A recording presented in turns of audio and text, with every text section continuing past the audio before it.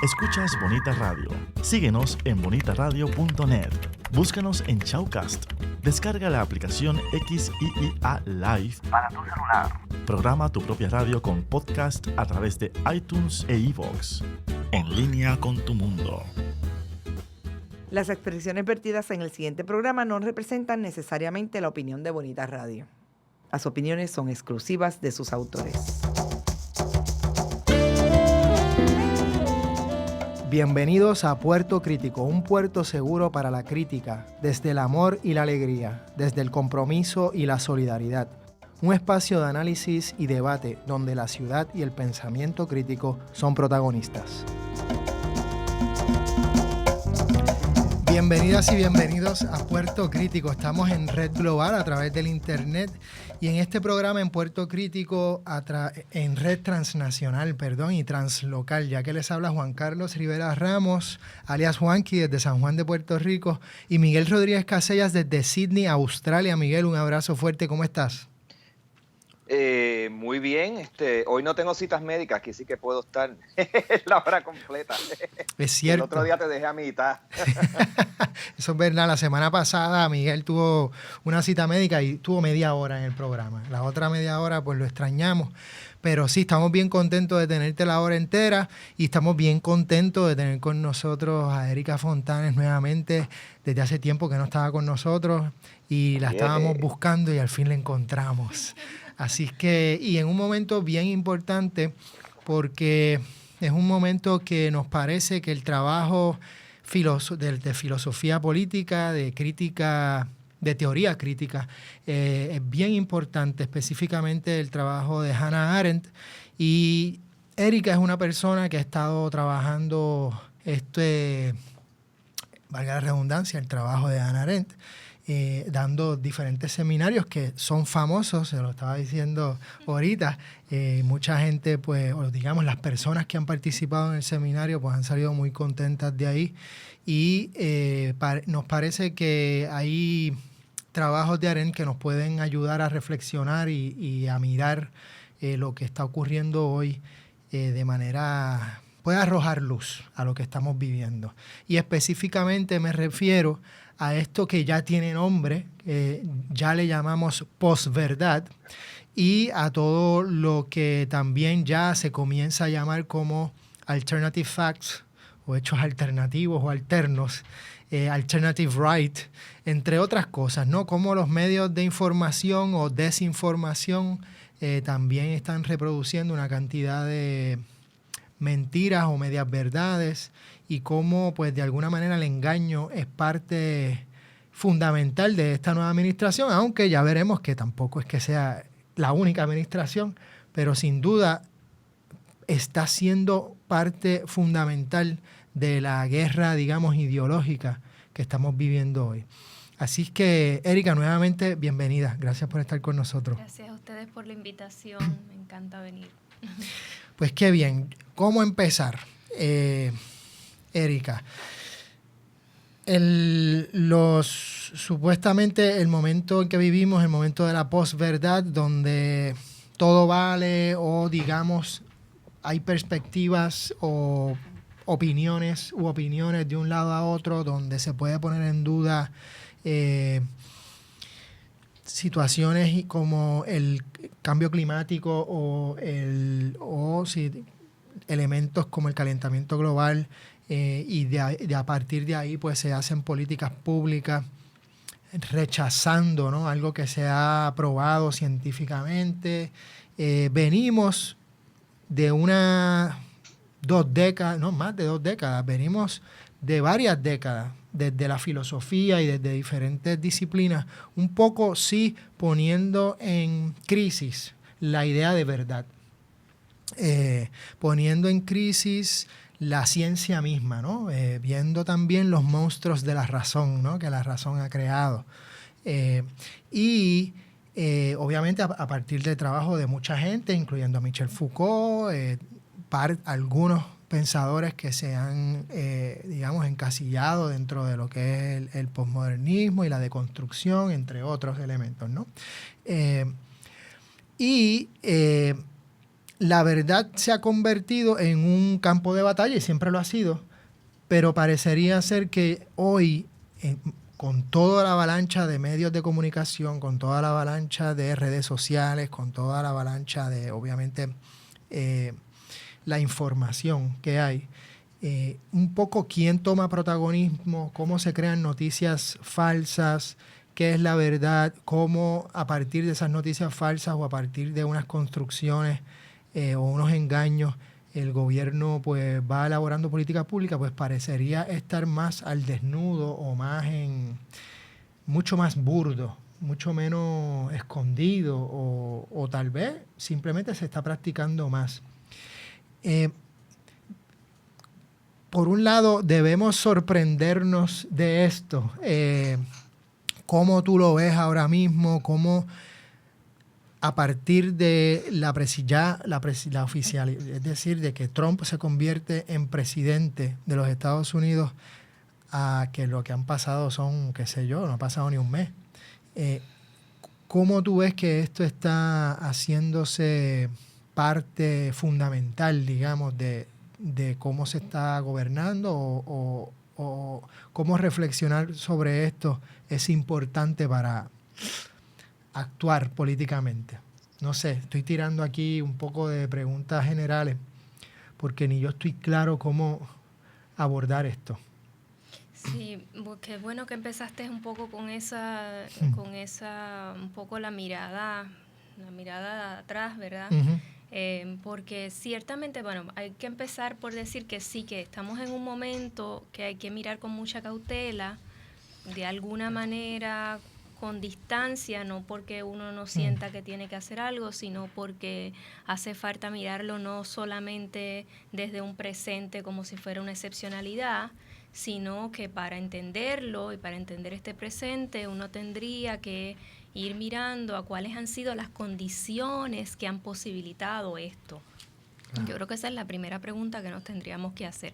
No mirar solamente, bueno, a partir del 20 de enero juramentó Trump y mira lo que está haciendo. No, un poco hay que ser un poco más honesto, si uno quiere decirlo así intelectualmente, y decir, bueno, ¿qué es lo que ha posibilitado que esta situación que ahora vemos como un fenómeno se vea como un fenómeno, si realmente es algo que ya ha venido ocurriendo y que había estado, ya a lo mejor algunas voces lo estaban alertando, y entonces a partir de eso tratar de entender qué es lo que está ocurriendo. Entonces tú dijiste algo muy, muy importante, y es que, pues, primero dos cosas, que uno podría mirarlo desde diferentes puntos de vista, como un asunto de producción de verdades, o como un asunto dicotómico entre verdad y mentira. Y bueno, ambas cosas tienen sus pros y sus contras, yo diría. Si uno piensa que el asunto, tomamos por ejemplo el tema de la posverdad, ¿verdad? El diccionario de Oxford decidió el año pasado que la palabra del año iba a ser posverdad. O sea que se escogió esa como una de algunas otras palabras. De hecho, alternative right era una de las nominadas. Y entonces decidieron escoger esta, y si uno va al site de Oxford Dictionaries se encuentra con la explicación de por qué este nuevo concepto fue seleccionado como el concepto del año. Pero ellos hacen algo importante, y es que dicen, este concepto se viene acuñando hace más de 10 años. Y parecería que es algo que nació ayer. Pues no, ellos dicen esto, ya hay libros escritos sobre esto desde 2004, esto ya está en el vocablo de alguna gente que está analizando los fenómenos políticos. El concepto posverdad se define de la siguiente forma, y eso es lo que a mí me llama la atención. Porque ciertamente cuando salió la noticia de que escogieron el concepto posverdad, pues a mí me llamó muchísimo la atención. ¿Qué significa esto?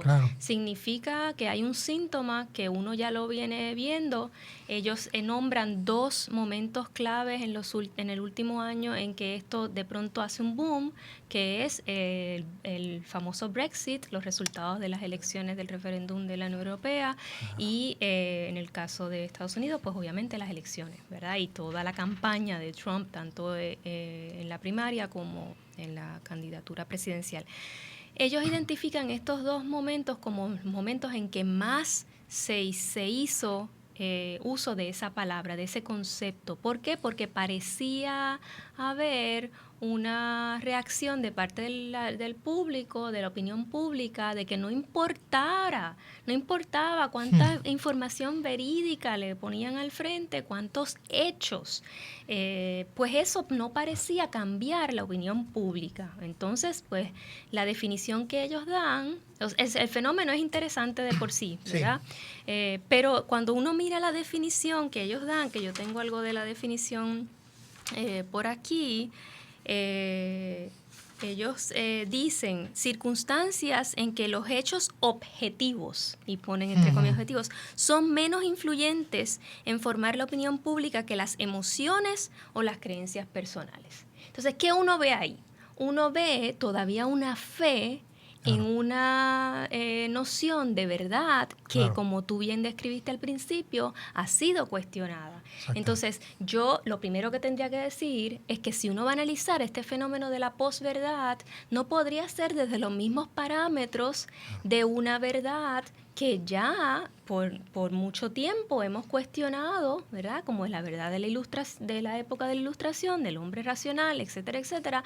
No podemos volver a ese lugar. Así que tratarse de verdad versus emociones, de razón versus simplemente creencias, pues eso es problemático, ¿verdad? Para poder entender realmente qué es lo que provoca este fenómeno.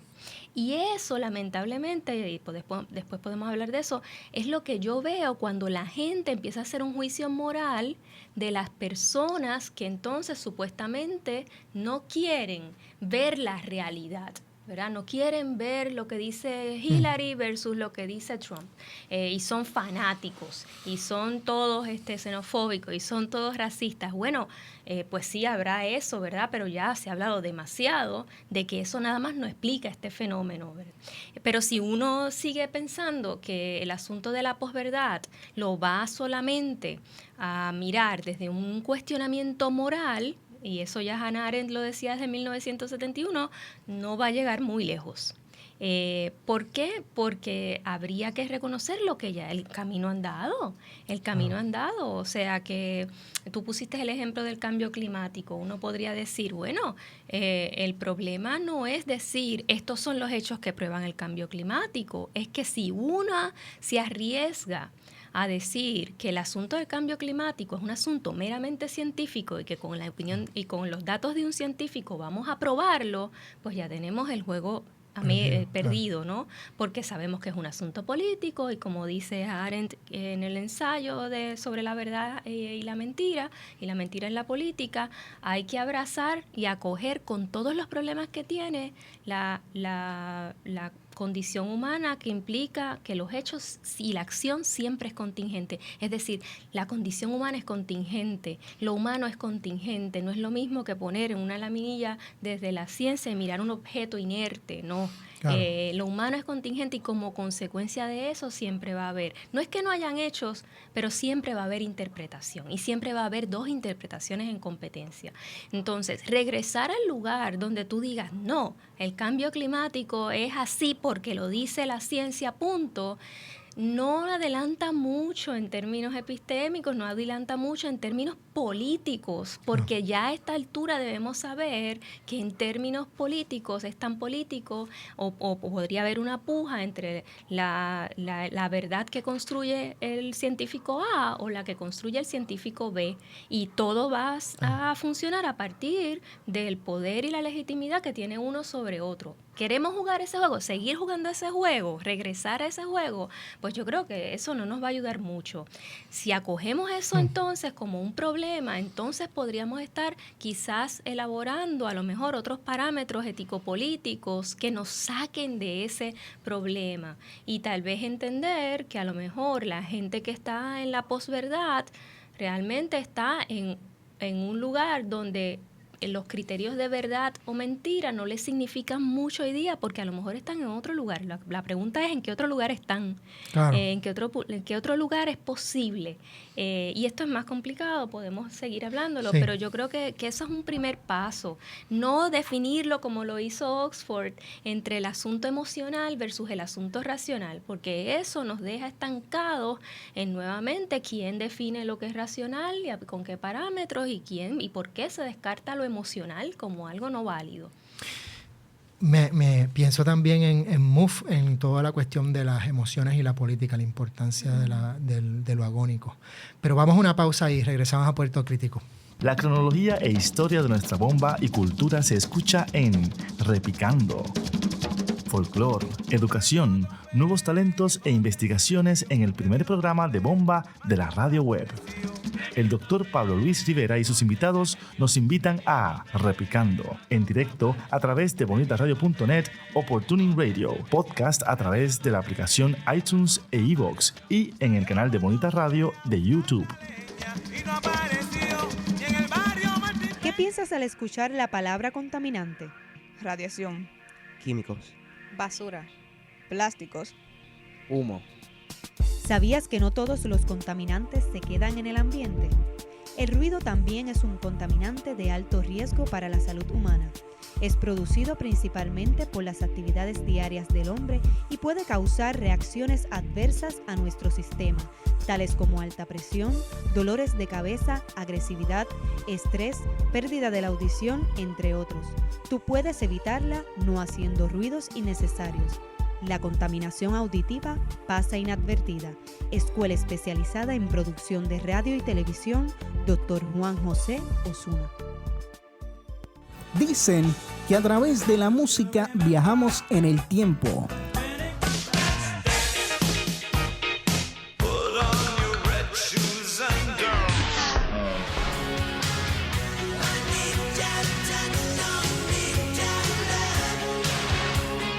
Los éxitos que nunca pasan de moda los escuchas en La Rocola.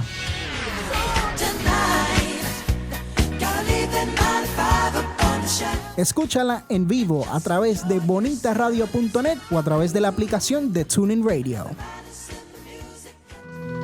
Una vez alguien preguntó, ¿qué valor tiene la cultura cuando la experiencia no nos conecta con ella? Culturéate es la revista radial que nos acerca a la identidad, pero sin perder la movilidad. Perpetuamos las dimensiones esenciales de la vida humana desde la entrevista, porque la cultura es lo que queda cuando todo se olvida. Escuche Culturéate en directo a través de bonitasradio.net o por Tuning Radio, podcast a través de la aplicación iTunes e iVoox y el canal de Bonita Radio de YouTube. Y regresamos a Puerto Crítico hablando de posverdad en la contemporaneidad, en tiempos de Trump, en tiempos de tantas cosas, ¿no? Del dominio de los medios de información, la reproducción de la información, digamos, a través de las redes sociales y tantos otros espacios, con Erika Fontanes Torres y Miguel Rodríguez Casellas. Miguel, abrazo. ¿Qué nos tienes que decir? Abrazos. Tengo par de comentarios y concurro con Erika. O sea, ahora mismo estoy escribiendo una pieza para 80 grados, un poco trabajando el tema de la autoridad, de cómo la verdad también se construye desde mecanismos, personas y focos que están previamente autorizados para hacerlo. Y cómo eso pues afecta a la recepción que ya viene casi que condicionada por esa preaprobación. Pero nada, observo dos cosas, Erika, y quiero escucharte. Por un lado, hay una especie de tendencia, ¿verdad?, en circuitos intelectuales que uno pues confiaría en que hay análisis certeros, que hay más rigor y demás. Hay una cierta tendencia a dejarlo todo en una especie de punto suspensivo o a evitar el comentario, la conclusión demasiado cerrada. Se dice que no es comportamiento o temperamento intelectual razonable, se habla incluso de cierto autoritarismo, falta de rigor, obviamente, al punto de que mucho trabajo intelectual contemporáneo en distintos campos, pues por los mismos conciencias, ¿no? De que no se puede ser tajante, de que el conocimiento es infinito, de que hay unas integraciones que hay que dejar que el tiempo las produzca o que otros profesionales intelectuales entren a trabajar o a interactuar o a interpelar con el trabajo de uno, bla, bla, bla. Eso deja pues que muchas veces de donde quisiéramos escuchar pues posibles respuestas o direcciones o orientaciones que nos permitan tomar decisiones o asumir cursos de acción en tiempo real, de que eso no, ese tipo de respuesta provisional, quiero decir, no aparece. Entonces, de momento, eso por un lado, o sea, tienes una especie de provisión, o sea, la ausencia, digamos, de medidas provisionales o de conclusiones provisionales que nos permitan operar políticamente incluso, por un lado. El comentario era, pues, mientras está esa ambivalencia, esa especie de duda caótica, académica o intelectual, por otro lado, los mecanismos que normalizan lo que sea que se plantee como verdad, sea provisional o no, desde el mundo político, esos mecanismos de normalización cada vez están más aceptados, más afinados, más sofisticados, a la hora de empujar unas interpretaciones sobre los hechos. Entonces, pues, es una crítica un poco pues amplia, que me gustaría escucharte, pero pienso que hay que exigir y denunciar un poco de responsabilidad también de una cierta cultura intelectual que en su afán por matizar hasta el infinito nos deja y deja a una gran población que no es parte de las discusiones intelectuales, pero que sí escucha, busca orientación en ella, deja un poco indefensa. Y pues ahí preferiría por otro lado aceptar, si vamos a escoger campos con los cuales ver esto, a mí me interesaría ver también qué dice y qué ha dicho la literatura, la teoría literaria, que acepta de entrada pues que pues, maneja con un objeto que es artificio, que es construcción de narrativa, que se sabe que hay fantasía involucrada desde el principio, y qué sé yo, si estamos hablando de una verdad que se construye a lo mejor hay que mirar los campos que han estudiado también esa producción de fantasía y que la aceptan de entrada. No sé, son tres cosas que se me vienen a la mente, pero me interesa más escucharte a ti que escucharme yo. Bueno, yo lo primero que tendría que decir, mi experiencia es bien variada a lo que tú llamas el mundo intelectual, ¿verdad? Pero yo lo que tengo que decir quizás ahora es que yo creo que se ha entronizado un lugar común de que el mundo intelectual lo relativiza todo, o que deja todo en la temporalidad, o que deja todo en la duda. Mi experiencia en el mundo intelectual no es esa. Lo que yo he leído, por el contrario, directamente del llamado mundo intelectual, me parece a mí bien certero. Por ejemplo,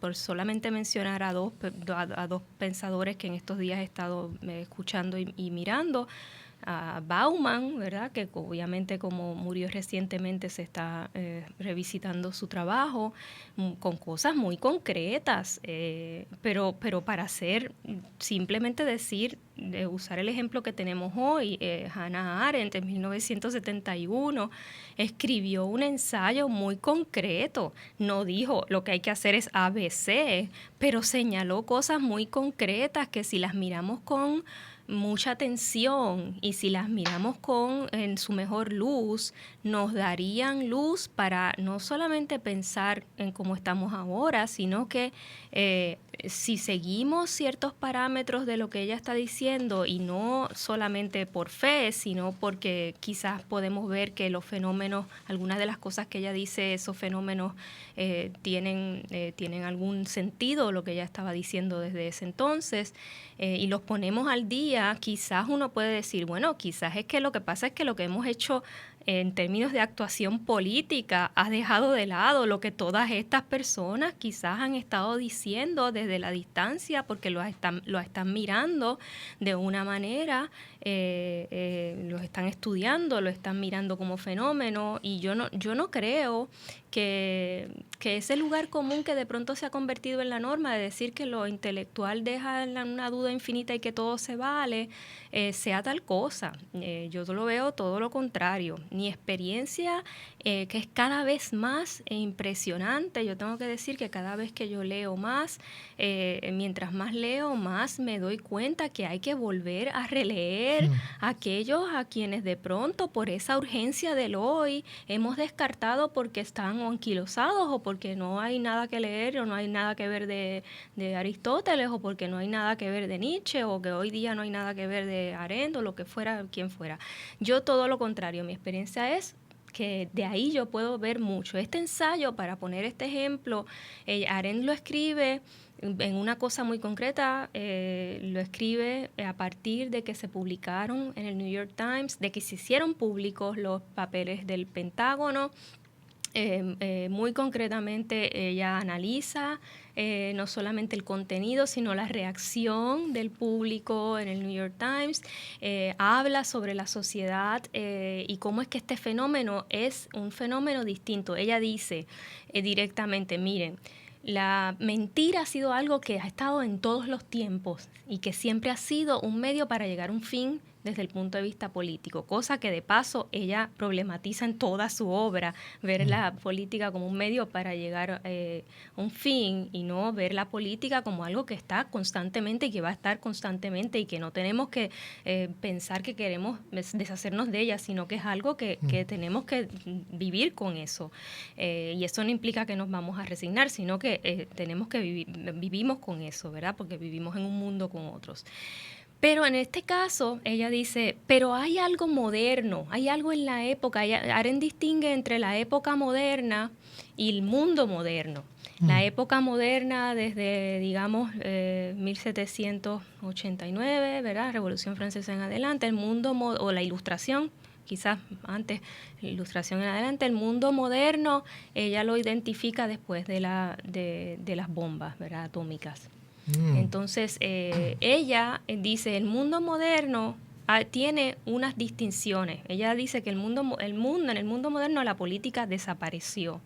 ¿Por qué desaparece la política? Porque dice ella directamente, porque ya a nadie le importa el mundo, ¿verdad? Lo que existe es el individuo, esto no lo dice ella nada más, lo dice mucha gente, etcétera. Pero aquí en particular, ella dice, el asunto de la mentira siempre ha estado, pero el tipo de mentira y las reacciones que provocan son nuevas. Eso es lo que hay nueva. Identifica dos fenómenos que para nosotros habría que entonces todavía hacer un update de esos fenómenos. Y ella identifica el tema de las relaciones públicas para el gobierno, ¿no? Okay. Toda la maquinaria del relacionista público para el gobierno, en primer término, o sea, la mentira como un medio para gobernar a través de la relación de las relaciones públicas. Y en segundo lugar, identifica la mentira y el autoengaño de la sociedad burocrática, de los expertos.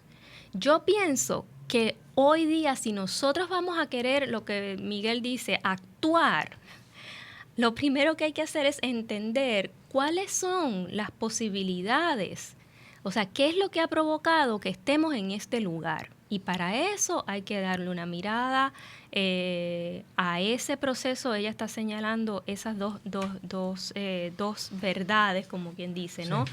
Que hay un gobierno burocrático, que hay un gobierno de expertos, lo hemos señalado en este programa, lo hemos dicho, y que los expertos, en este caso ella señala a los expertos que fabricaron toda esta justificación para la guerra de Vietnam y que mintieron.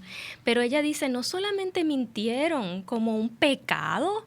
Esto no se puede ver como que pecaron, mintieron, violaron el Antiguo Testamento, el Nuevo Testamento, el Antiguo Testamento. No, el punto de que mintieron probablemente es pensar en por qué se autoengañaron, qué provoca eso. Y ella identifica ciertas cosas. Primero, la creación de una élite de expertos, ella le llama los problem solvers, que están absolutamente seguros de la ciencia, de sus métodos, del game theory, de los think tanks, y cómo eso se instala en el gobierno y se instala en la sociedad de forma tal que lo que ellos digan tiene, lo que tú decías, Miguel, autoridad y legitimidad.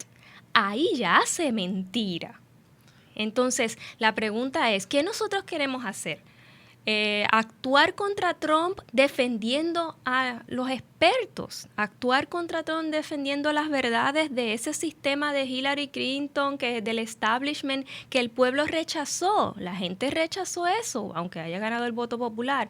La gente rechazó eso, ¿por qué? Porque hay una erosión de las instituciones, porque ya nadie cree nada, porque ya nadie cree, la gente no le importa realmente si Trump está mintiendo o no, es que ya está erosionado todo el sistema institucional.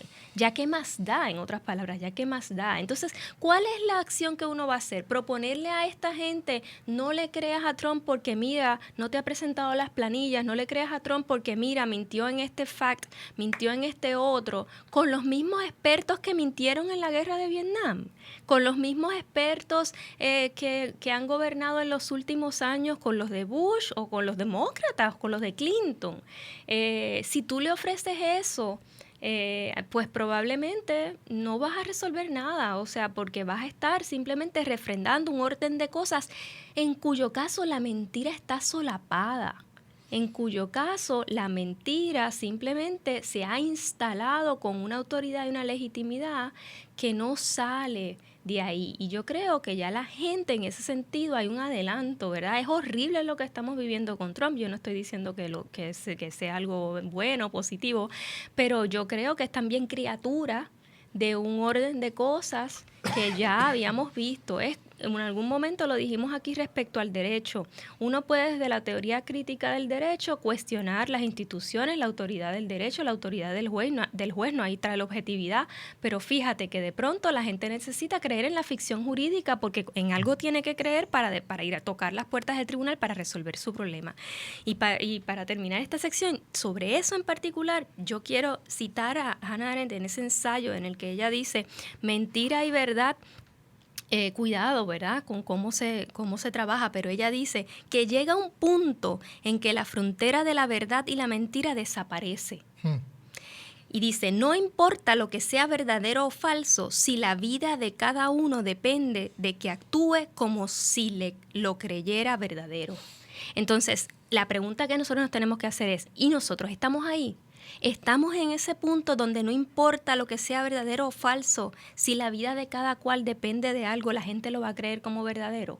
Porque entonces, sí, quizás lo que nosotros debemos hacer es conectar y elaborar y insistir, no ya en una verdad o los hechos o en el positivismo científico, etcétera, que ya debimos haber sobrepasado los problemas de eso. No, es quizás retomar la necesidad de una ética política y empezar a hablar ya no desde un Estado neutral, desde un Estado burocrático, desde la neutralidad tradicional, no, desde, mira, vamos a hablar de ética política, pero para eso tenemos que conectar con la gente, a lo mejor que votó por Trump, porque a lo mejor es la gente que tiene un resentimiento, la gente que no se le ha escuchado, la gente que Hillary Clinton no le fue a hacer campaña, porque no le interesaba, porque toda la élite burocrática respondía a otras lógicas que no conectaban. Entonces quizás ahí está el problema, no es un problema de verdad o falsedad, porque por más verdad que tú le muestres a esa gente, si esa verdad es la verdad que ya han rechazado porque no les ha resuelto su situación de vida, entonces pues le van a decir, no me interesa. Con eso vamos a una pausa y regresamos a Puerto Crítico. Se mira con las manos y se toca con los ojos. Veo. ¿Qué ves? ¿Qué miran las niñas de tus ojos? Color, forma, vacíos, imagen y texto en Veo. El primer museo virtual lo escucha y lo ve a la 1 p.m, sábados alternos por Bonita Radio, en línea con tu mundo. Chico, ¿qué tú haces? Aquí, a punto de ganar una subasta por internet. ¿Una subasta? Sí, chico. Voy a completar mi colección de figuras de acción en pocos segundos. No. Chico, ¿qué pasó? Otra vez se cayó el internet. ¡Qué chavienda! Ay, Dios mío. Buzzer, la nueva técnica que ofrece estabilidad al Internet con planes residenciales desde $19.95 y comerciales desde $59.95. Llámanos hoy al 200-3535. Buzzer Wireless Network. Dale estabilidad a tu Internet. Llegó tu programa deportivo. Espérate, para. Ya llevamos más de un año con esta promo. Sisto, vamos a cambiar esto. Aquí en El Añadido, si quieres ganar dinero, apuesta con nosotros. Apuesta con nuestras predicciones. Sí. Si tengo que escoger un equipo, ¿verdad?, que le va a terminar la racha a los Warriors, mira, me voy con los Bucks de Milwaukee. Apúntalo, el 12 de diciembre. 108-95, the final. Milwaukee has beaten Golden State.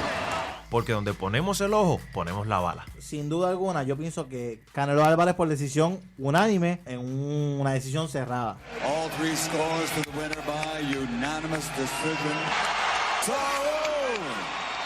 Canelo Álvarez. Ya ves, esto, entrevista y mucho más, te lo traemos aquí en El Añadido, todos los lunes de 8 a 9 de la noche por Bonita Radio, en línea con tu mundo.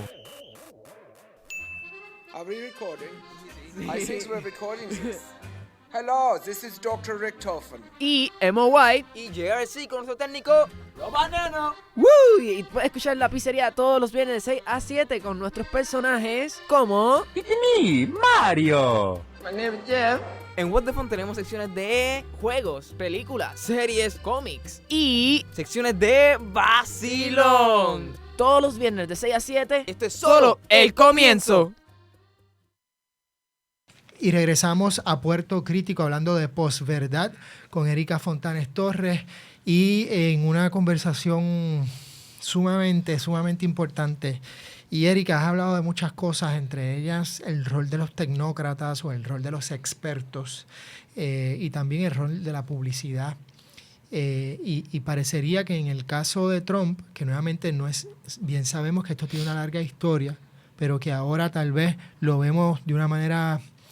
en esteroides, digamos, pues sí, uno ve que ha habido todo un proceso de relaciones públicas, tanto él que viene también de los mismos medios, ¿no? Tenía hasta un programa de reality, de estos de reality show, y también en términos de los tecnócratas, ¿no? Del cómo el conocimiento se despolitiza a un nivel de que básicamente, pues sí, el rol de los expertos, porque son científicos o porque básicamente tienen toda la autoridad y toda la legitimidad para, pues, definir de cómo deben ser las cosas, y entonces se ve en los procesos de gobernar como algo neutral, ¿no? Basados digamos, en la ciencia.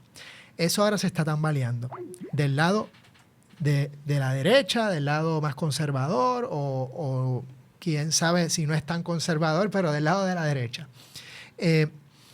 Y obviamente parte de la pregunta es, wow, es bien importante, como has mencionado, no caer o no volver a defender a la verdad con B mayúscula y a la ciencia como esa que tiene la verdad y punto.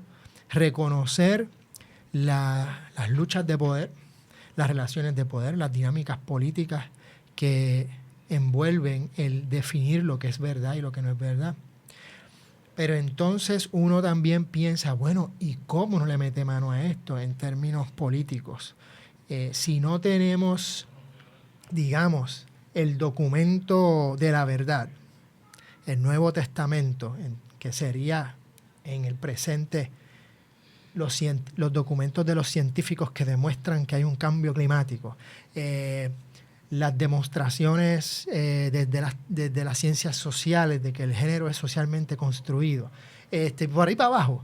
Entonces, ¿cómo manejamos esto? O sea, ¿cómo políticamente uno interviene reconociendo que no hay una verdad única en donde uno se agarra, sino que es parte de una ética política y un hacia dónde queremos ir como sociedad, como mundo, etcétera? Ah, Miguel, bienvenido. ¿Puedo decir algo? Sí, por favor, métete. A mí me parece que ese mapa ya está ahí al frente de nosotros. O sea, observemos cómo está operando la propia administración de Trump y esas redes de derecha en todo el mundo que muy efectivamente se están instalando. Me parece que las dos estrategias están ahí planteadas. O sea, las relaciones públicas, antes que sentarnos a criticarlas como mecanismo, hay que entenderlas, hay que perfeccionarlo. Ahí está el populismo de Laclau y Moff validando el que se utilicen estrategias de ese tipo. Y por otro lado, los expertos, o sea, aquellos que pueden coger ese infinito conocimiento que tiene la respuesta, que siempre ha dado las rutas, pero pues hacer eso operativo, esos expertos lo están haciendo también, porque el instrumento de gobierno de Trump, los expertos no han desaparecido, al contrario, esa gente son capaces de reducirte bloques muy complejos de información en acciones muy concretas que se convierten en, te redactan las órdenes ejecutivas, te redactan el proyecto de ley, y esas mismas órdenes de expertos están llegando a Puerto Rico también, están llegando a muchísimos otros lugares, porque tienen una capacidad increíble de sobresimplificar los análisis, pero también de proveer estrategias a corto plazo, inmediatas, sumamente coherentes dentro del plan nefasto que ellos tienen en mente. O sea que para mí que el plan, digamos, para una alternativa progresista está escrito incluso en las maneras y las estrategias que esta gente está usando.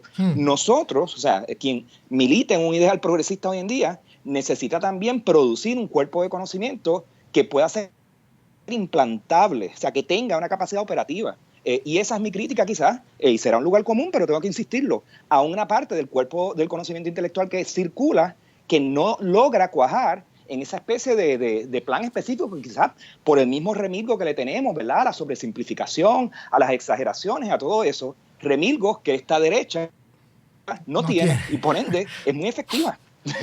Pero fíjate, yo pienso que es, bueno, uno podría, ¿verdad?, hablar de, bueno, pues vamos a producir conocimiento alterno, ¿verdad?, que se instale, etcétera, etcétera. Pero hay otras opciones. Una opción es cambiar intentar cambiar las formas en que nos estamos comunicando, cambiar la pregunta, cambiar el tema de la conversación. Hay asuntos éticos que, por ejemplo, uno diría, esto no vamos a discutirlo en estos términos.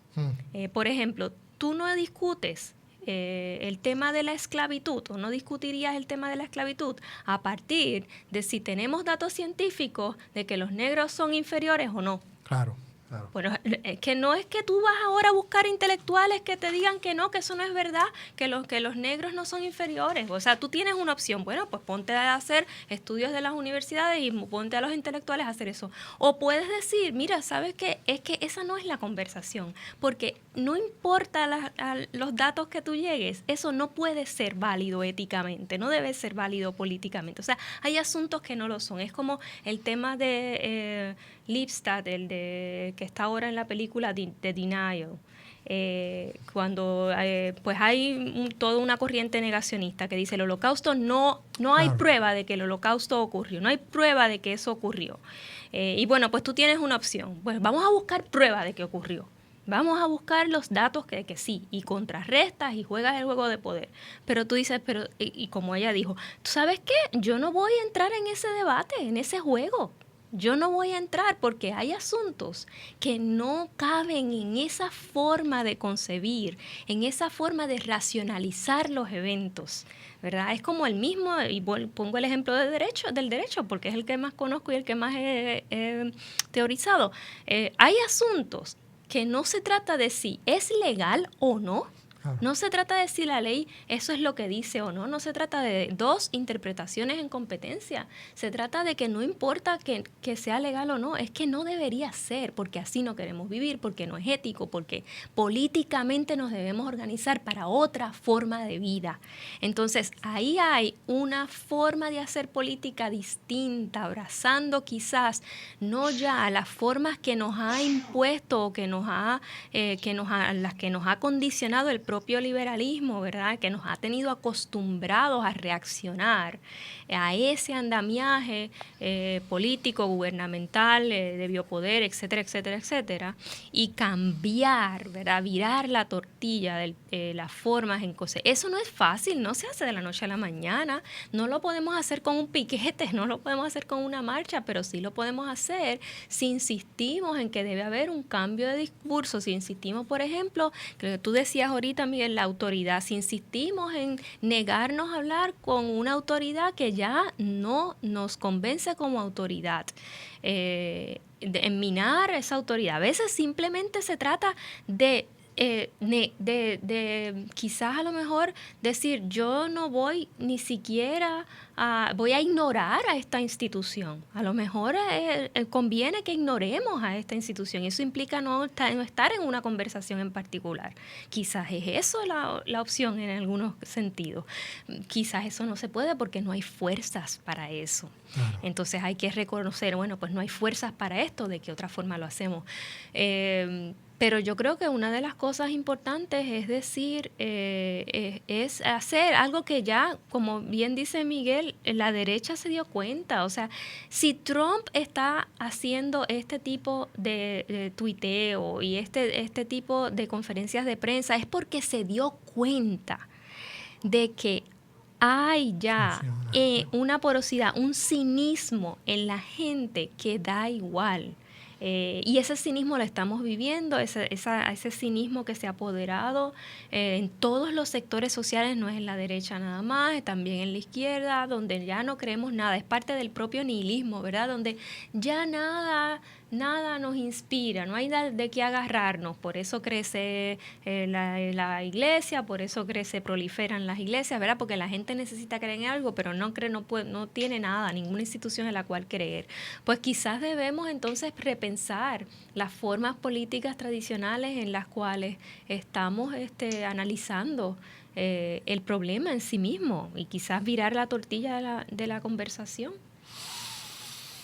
Wow. Sí, estoy contigo en eso, Erika. Y por otro lado, o sea, mencionaste lo de las religiones y me encanta que lo traigas porque, fíjate, tienen una capacidad de síntesis, de simplificación del problema y de las soluciones y a la misma vez le proveen soluciones a corto plazo a sus feligreses. ¿Cierto? Porque aparte de todo son unas fuentes de empleo y de organización de la vida y un montón de cosas. El gobierno ha perdido eso, o sea. Exacto. Hablo del ejemplo de Yulín, por ejemplo. Con Yulín, fantástico, hablamos de gobernanza, una participación democrática, que todos los sectores se escuchan, todo suena precioso. Y sin embargo, un problema tan concreto como el recogido de basura no puede ser administrado. De momento, porque, o sea, aquello otro no funciona para resolver cierta inmediatez.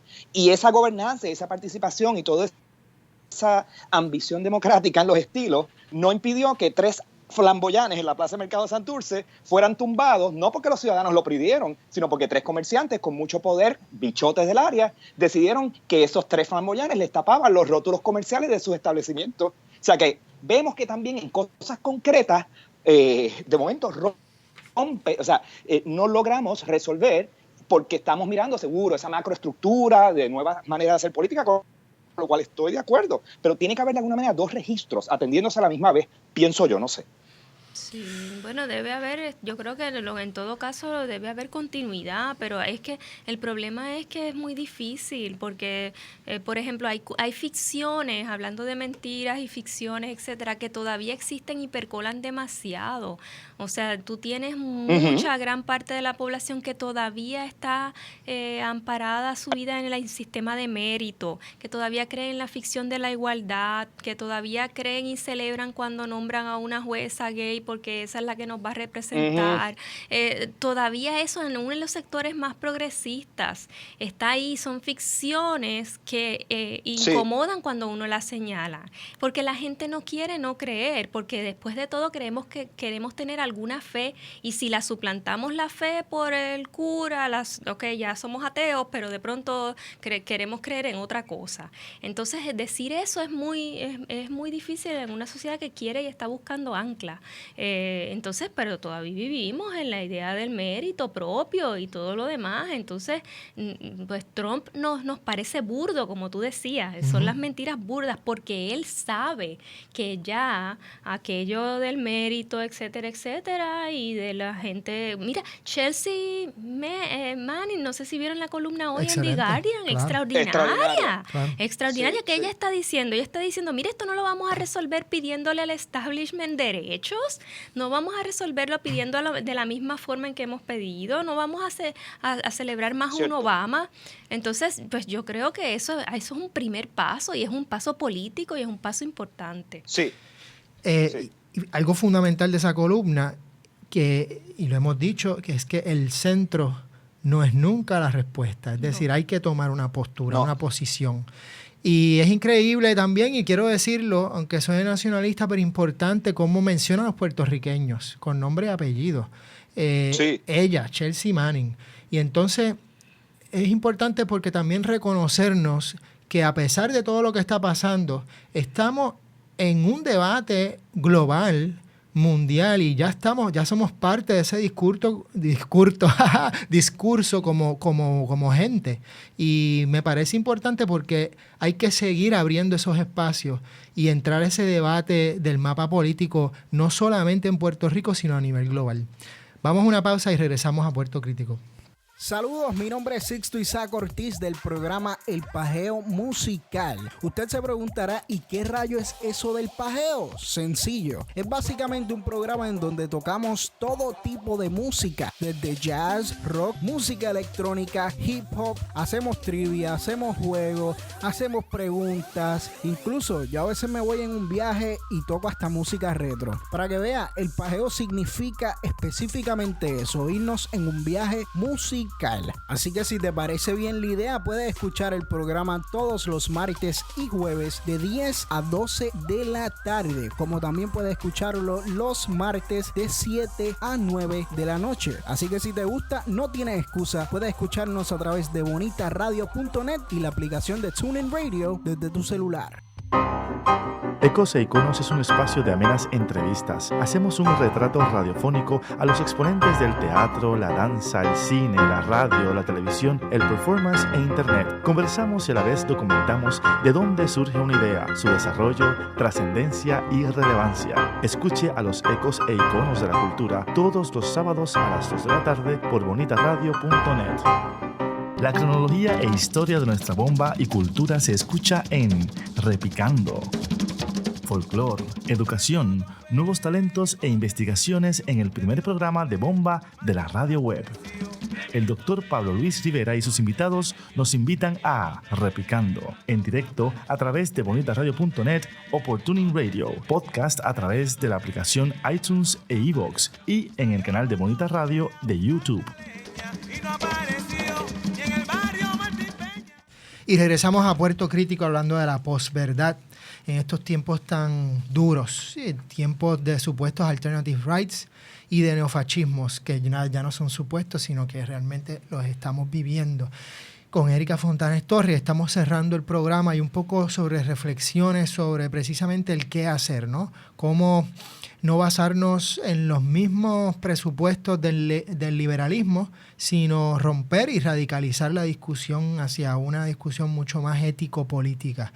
Y en eso también pensamos cuando vemos las diferentes manifestaciones que han habido luego de la juramentación de Trump, desde el mismo día de la juramentación, y la increíble marcha de las mujeres, donde millones, literalmente millones de personas, la gran mayoría mujeres, estuvieron en las calles defendiendo sus derechos, denunciando a Trump y elaborando una cantidad de discursos diversos desde precisamente diversos posicionamientos sociales y políticos. Y no sé si quisieras también tocar sobre eso. Rápido quiero decir que Arendt hace este ensayo de 1971 con, pues habla sobre todas estas falsedades de la guerra de Vietnam, pero lo hace también en un tono positivo, porque ella lo que dice es, después de todo, el pueblo norteamericano no se dejó, ¿verdad? Hubo desobediencia civil contra Vietnam, hubo gente que no quiso ir al draft, hubo marchas y protestas, los estudiantes salieron, y ella dice algo importante, ella dice, la mentira nunca va a poder acaparar el todo. Nunca. ¿Por qué? Porque la mentira se contrapone, dice, la mentira y la acción tienen algo en común, requieren de la imaginación. Dice, y la acción es algo que nunca se puede predecir. Y como nunca se puede predecir, el que miente ya sabe de antemano qué es lo que va a decir, pero la realidad es inaprensible. Siempre existe la posibilidad de la acción. Y ella lo dice en ese sentido de que no importa todas estas falsedades, después de todo, el pueblo norteamericano en ese sentido, ¿verdad?, rompió las grietas y llevó al momento en que se implosionó toda la supuesta verdad, la verdad Claro. de cómo construyeron la justificación de la guerra de Vietnam. Y a mí lo que se me ocurre es que si uno quisiera terminar en un tono, ¿verdad?, de posibilidad, uno tiene que terminar en que, mira, hubo una marcha multitudinaria que nadie se imaginó de las mujeres y que hubo y yo traje, no nos va a dar tiempo a leerlo, pero el discurso ofrecido por Angela Davis es un discurso hermoso y es un discurso que hace alusión a la necesidad de retomar la historia. Aquí podemos hablar de eso en otro día, la necesidad de retomar el pasado, ¿verdad?, de no vivir siempre en el acontecimiento presente, ahí todo el tiempo en el hoy. Ella lo dice, nosotros reconocemos que somos agentes colectivos de la historia y que la historia no puede ser borrada como las páginas de internet. Entonces yo creo que también hay que rescatar eso y también confiar en que la condición humana y la acción política es algo que no se puede del todo predecir y que no se puede del todo delimitar de cómo va a ser. En ese sentido, pues yo creo que pues habría que pensar que quizás queda un mundo por recorrer. No se diga más. Gracias, Erika, 1,000,000 por estar con nosotros nuevamente. Miguel, un abrazote. Sixto Ortiz, gracias como siempre por hacer el programa posible. Nos vemos la semana que viene en Puerto Crítico. Escuchas Bonita Radio. Síguenos en las redes sociales, facebook.com/Bonita Radio y participa del Thrift Chat y Creatividad Boricua 101. En Twitter, Bonita-Radio. En línea con tu mundo.